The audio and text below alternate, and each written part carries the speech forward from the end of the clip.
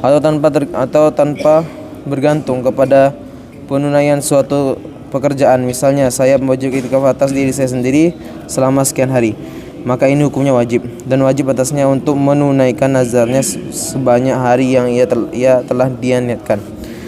Kemudian itikaf sunnah, yaitu itikafnya selama 10 hari terakhir di bulan Ramadan, sebagaimana kebiasaan Rasulullah SAW beritikaf di sepanjang hari tersebut. Ketiga, itikaf sunnah, yaitu itikaf yang tidak itikaf nafil, yaitu itikaf yang tidak ditentukan waktu dan harinya, kapan saja dia ingin bisa lakukan, sehingga walaupun seorang berniat melakukan itikaf seumur hidupnya, hal itu diperbolehkan. Adapun mengenai paling sedikitnya masa itikaf, maka para ulama berbeda pendapat. Menurut pendapat Imam Abu Hanifah rahimahullah alaih, tidak boleh beritikaf kurang dari 1 hari. Namun menurut Imam Muhammad rahimahullah alaih, boleh beritikaf walaupun dalam masa yang singkat. Dan pendapat inilah yang dijadikan sebagai fatwa. Oleh karena itulah dibenarkan bagi setiap masuk ke dalam masjid agar berniat itikaf, yaitu menurut kadar lamanya kesibukan dia dalam melaksanakan sholat dan ibadah-ibadah lainnya, maka dia mendapatkan pahala itikaf itu. Saya melihat orang tua saya sendiri selalu memperhatikan hal ini. Setiap kali beliau masuk masjid, maka sambil melangkahkan kaki kanannya ke dalam masjid, beliau berniat itikaf. Dan kadang kala ia mengeraskan suaranya ini dengan tujuan untuk mendidik para pelayannya. Pahala itikaf sangat banyak, yaitu begitu juga keutamaannya, sehingga Rasulullah SAW terus-menerus menjaganya. Perumpamaan orang yang sedang beritikaf seperti orang yang pergi ke suatu tempat yang tepat untuk memenuhi hajatnya, dan tetap akan tinggal di sana sampai mendapatkan jaminan atasnya. Jika keadaannya seperti ini, maka orang yang paling keras hatinya pun akan luluh dibuatnya, dan Allah Zat yang Maha Pemurah akan memberikan ampunan bagi orang yang mendatanginya. Bahkan bagi orang yang tidak mendatanginya, karena ketika seorang sambil melepaskan hubungannya dengan dunia, memohon di depan pintu rumah Allah, maka tidak diragukan lagi tentang kepergiannya menuju anugerah Allah. Dan seseorang yang diberi karunia oleh Allah, maka siapakah yang dapat menggambarkan kekayaannya yang sempurna? Tiada seorang pun yang sanggup mengungkapkannya lebih lanjut.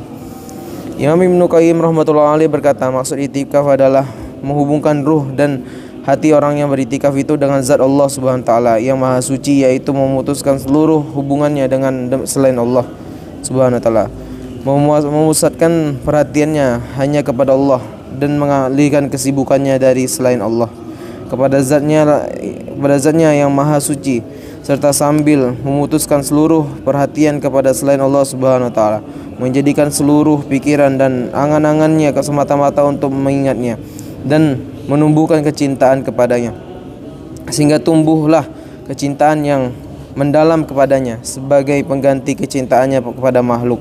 Kecintaan seperti inilah yang akan bermanfaat di tengah keganasan kubur, yang pada hari itu tidak ada seorang pun dari yang kita cintai bisa memberi pertolongan selain Allah subhanahu wa ta'ala. Apabila hati ini telah mencintainya, maka betapa indah dan nikmat waktu yang akan berlalu bersamanya. Tulis kitab Marakil Falah mengatakan, apabila itikaf dikerjakan dengan niat yang ikhlas, maka itu adalah ibadah yang paling utama. Keistimewaan tidak terbatas, yaitu membersihkan hati dari kecintaan dan ketergantungan kepada dunia dan seisinya, menyerahkan jiwa kepada Allah subhanahu wa ta'ala, dan bersimpuh di hadapan Allah subhanahu wa ta'ala. Juga semasa beritikaf, ia selalu sibuk dalam beribadah yang seluruh pekerjaannya, tidurnya, bangunnya dianggap sebagai ibadah, dan mendekatkan diri kepada Allah subhanahu wa ta'ala. Dalam sebuah hadis qudsi diterangkan, barang siapa yang mendekatiku sejengkal, maka aku mendekatinya sehasta, dan barang siapa mendekatiku dengan berjalan, maka aku mendekatinya dengan berlari. Dengan beritikaf juga berarti seorang tinggal di rumah Allah subhanahu wa ta'ala yang maha pemurah, dan zat yang maha pemurah senantiasa memuliakan orang-orang yang mendatanginya. Begitu juga dia berada dalam benteng penjagaan Allah subhanahu wa ta'ala, sehingga tidak ada gangguan musuh yang akan mengenainya. Masih banyak lagi keutamaan-keutamaan, keistimewaan ibadah yang sangat penting ini. Masalah bagi kaum lelaki, tempat yang paling utama untuk beriktikaf adalah Masjidil Haram di Mekah, kemudian Masjid Nabawi di Masjid Al-Munawwarah, kemudian Masjid Baitul Maqdis Palestina, kemudian Masjid Jami', selanjutnya masjid di lingkungan masing-masing. Menurut Imam Abu Hanifah, masjid yang digunakan seorang untuk beriktikaf diisyaratkan hendaknya masjid yang biasa digunakan untuk salat berjamaah 5 waktu. Menurut Imam Abu Yusuf dan Imam Muhammad Sahibain, masjid yang sesuai dengan syariat adalah cukup untuk beriktikaf walaupun di sana tidak terdapat salat berjamaah 5 waktu. Bagi wanita hendaknya beriktikaf di masjid musola yang terdapat dalam rumahnya. Apabila di rumahnya tidak terdapat musola, tempat khusus untuk salat, maka ia dapat menyediakan satu ruangan khusus untuk beriktikaf. Beriktikaf bagi kaum wanita lebih mudah daripada kaum lelaki, karena mereka bisa beriktikaf di satu ruangan khusus di rumahnya sambil mengerjakan pekerjaan rumahnya, dan ia mendapatkan pahala iktikaf. Namun sayangnya, walaupun kaum wanita diberi kemudahan demikian serupa, banyak di antara mereka yang tidak mengamalkannya.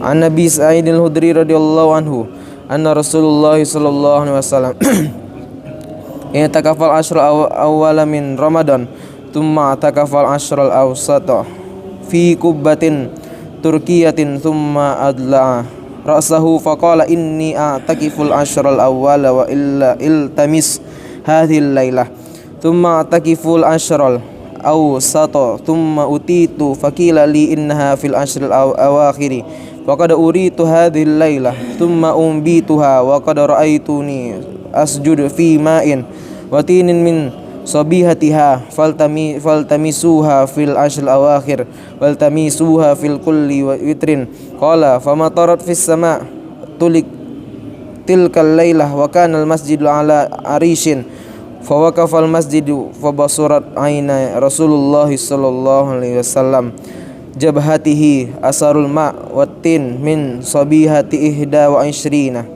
Dari Abu Sa'id al-Khudri radhiyallahu anhu bahwa Rasulullah SAW beriktikaf pada 10 hari awal bulan Ramadan, kemudian melanjutkan pada 10 pertengahan di dalam sebuah kemah Turki, kemudian mengulurkan kepalanya seraya bersabda, sesungguhnya aku telah beriktikaf sejak 10 awal bulan ini untuk mendapatkan Lailatul Qadar. Kemudian 10 pertengahan, kemudian dikatakan kepadaku bahwa Lailatul Qadar itu terdapat pada 10 yang terakhir. Maka barang siapa yang sekarang beriktikaf denganku, hendaklah beriktikaf juga pada 10 malam terakhir. Sungguh kepadaku telah diperlihatkan mengenai malam Lailatul Qadar ini, tetapi kemudian aku terlupa ciri-cirinya. Sungguh aku telah melihat diriku sendiri sedang bersujud di antara air dan tanah pada waktu subuhnya. Maka carilah Lailatul Qadar itu pada 10 akhir, dan carilah ia pada setiap malam yang ganjil. Abu Sa'id al-Khudri radhiyallahu anhu berkata, maka turunlah hujan pada malam itu, dan masjid ketika itu beratapan pelepah kurma sehingga masjid tergenang air, dan aku melihat dengan kedua mataku bekas-bekas air dan tanah menempel di kening Rasulullah SAW pada malam ke-21 Ramadan. Beriktikaf pada bulan Ramadan adalah amalan yang biasa dilakukan oleh Nabi SAW. Pada bulan ini beliau beriktikaf selama sebulan penuh, dan pada tahun terakhir di akhir hayatnya beliau hanya beriktikaf selama 20 hari. Namun karena kebiasaan beliau yang mulia adalah beriktikaf pada 10 hari terakhir di bulan Ramadan, maka oleh karena itu para ulama berpendapat bahwa beriktikaf pada 10 hari terakhir pada bulan Ramadan adalah sunnah muakkadah. Berdasarkan hadis di atas, dapat diketahui bahwa tujuan utama beriktikaf adalah untuk mencari Lailatul Qadar. Pada hakikatnya untuk mencari Lailatul Qadar itu hanyalah melalui iktikaf. Inilah cara yang tepat, karena apabila seorang beriktikaf walaupun ia tertidur, tetap akan dihitung sebagai ibadah. Selain itu, dalam beriktikaf juga pekerjaan-pekerjaan yang lain seperti pulang pergi ke sana kemari sudah tidak dilakukan lagi.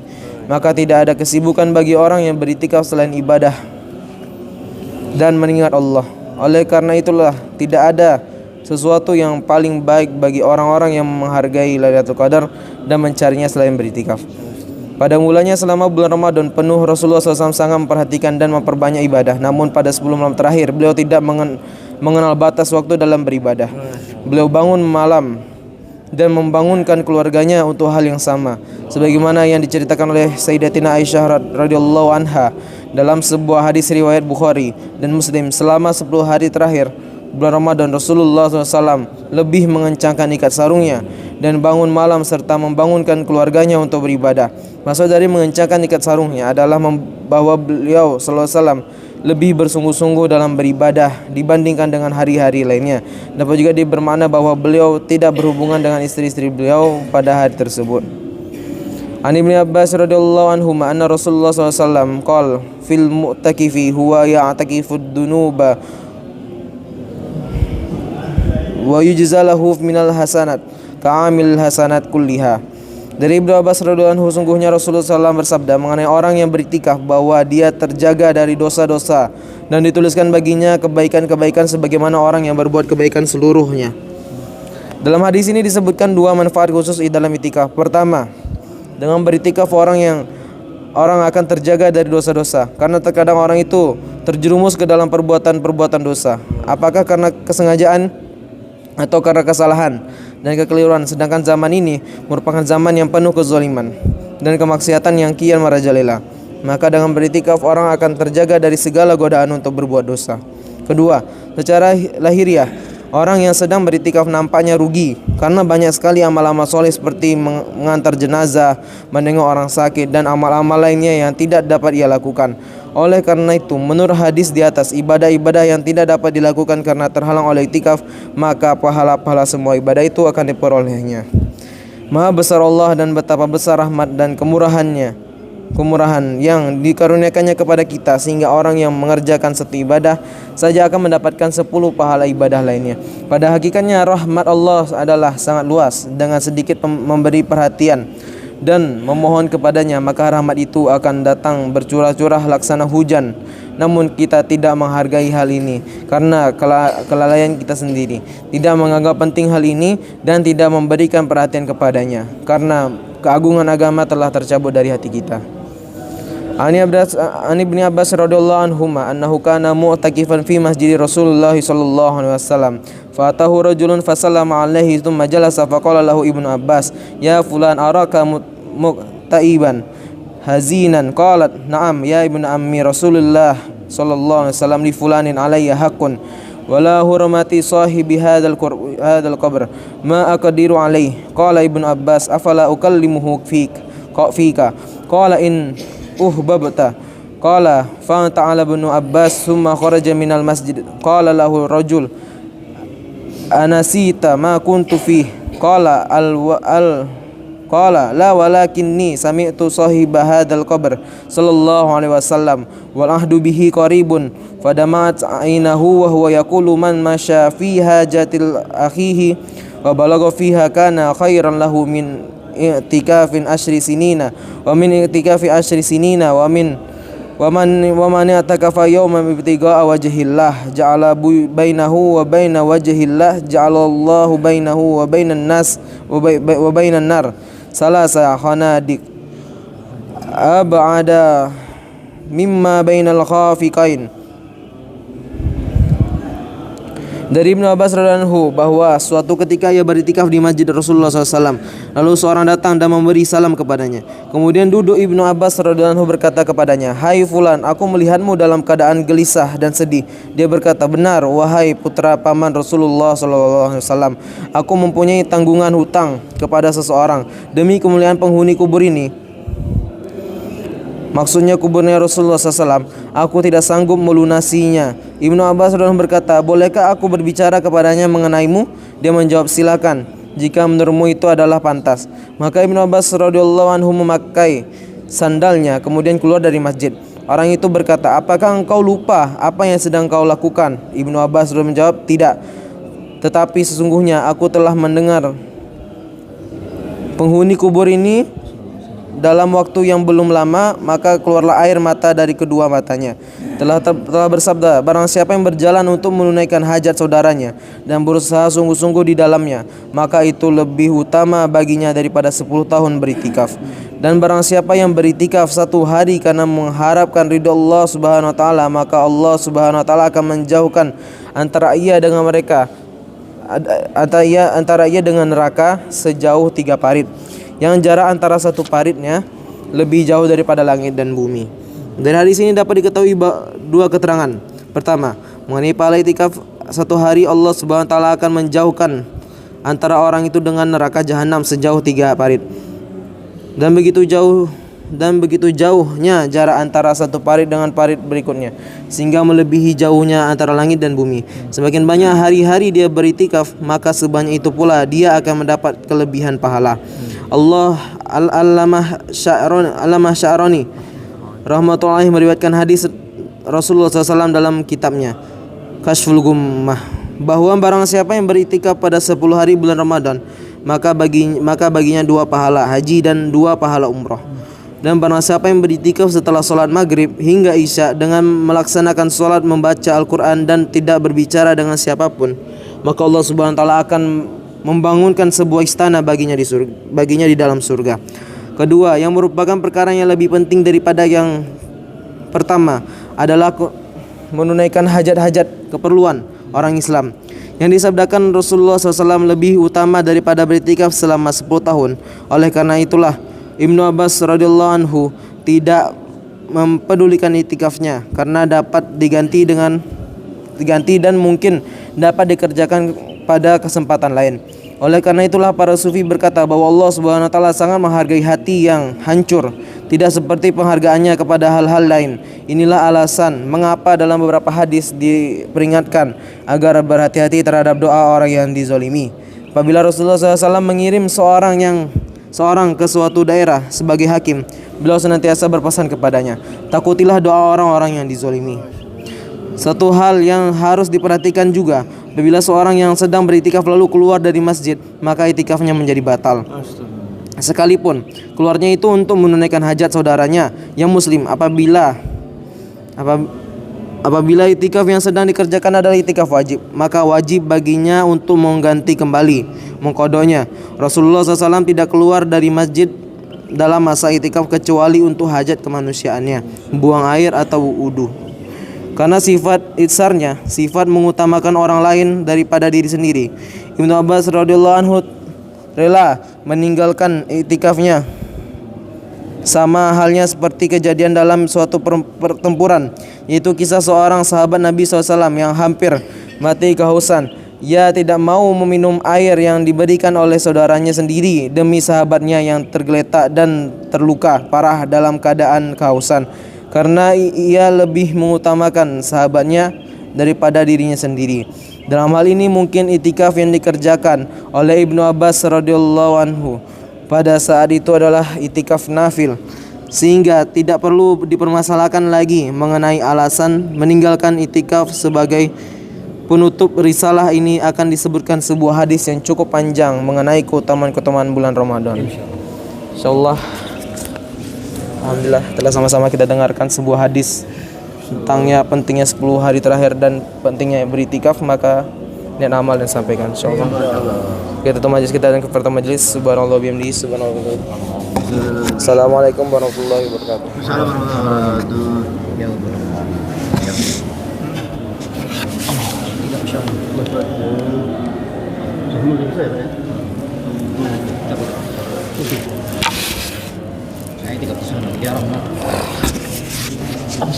wabarakatuh.